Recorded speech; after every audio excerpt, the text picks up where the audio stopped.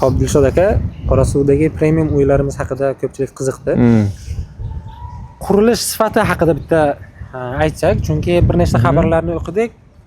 Ko'p majmualarda qurilish talabga javob bermaganligi uchun bir nechta muammoga duch kelgan ekan. Shu uchun obunachilarimizga mana shu obyektimizni sifati haqida bitta gapiraylik. Osonroq tushuntirib beray, oddiyroq qilib, sodda tilda.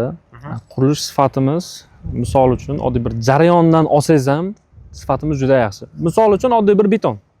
Betonni biz qanday qo'yamiz? Ya'ni jarayoni qanday bo'ladi? Birinchi bo'lib beton zavodga 30% pul beriladi. Quyilgan beton 30% pul beriladi. Qolgani esa 28 kundan keyin. Ya'nida 28 kun ichida nimalar bo'ladi? 28 kunda birinchi bo'lib beton quyiladi, qotadi. Qotgandan keyin ushbu kolonna yoki ushbu beton quyilgan joy laboratoriyaga topshiriladi.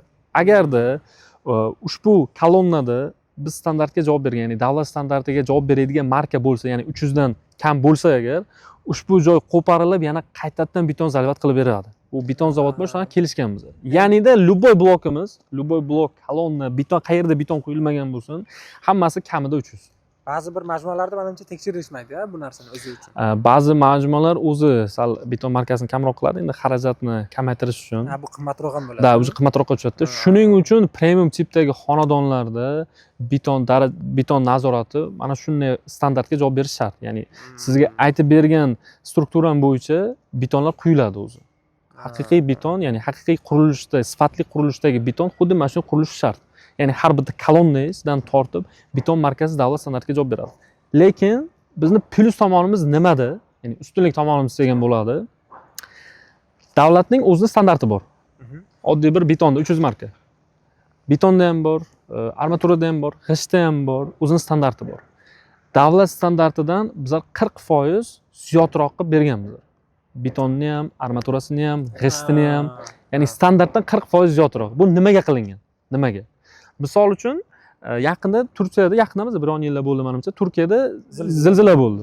Zilzila bo'ldi. O'shandan keyin davlat o'zining standartini oshirdi. Va endi tasavvur qiling, har yili bu standart oshiraversa, agar biz topshirganimizcha u standartimiz to'g'ri kelmasa-chi? To'g'ri kelmasa-chi? Shunisi bor. Shuning uchun 40% kamida 40% ziyodroq qilganmiz hamma standartni.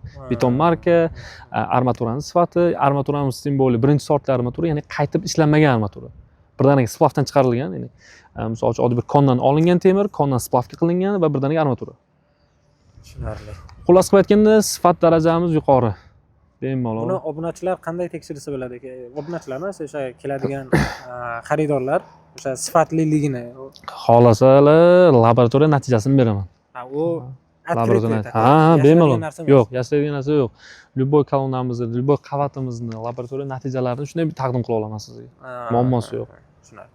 Demak, sifatdan takoy shubhalanmasa ham bo'ladi. Yo'q, sifatdan umuman shubhalanmasangiz bo'ladi. Umuman. Javob. Любой время keling, tanishingiz bilan keling. Qurilishda ishlaydigan birodaringiz bilan keling. Ko'rsating bo'ldi, o'zi tushunadi. Ko'rsa bas.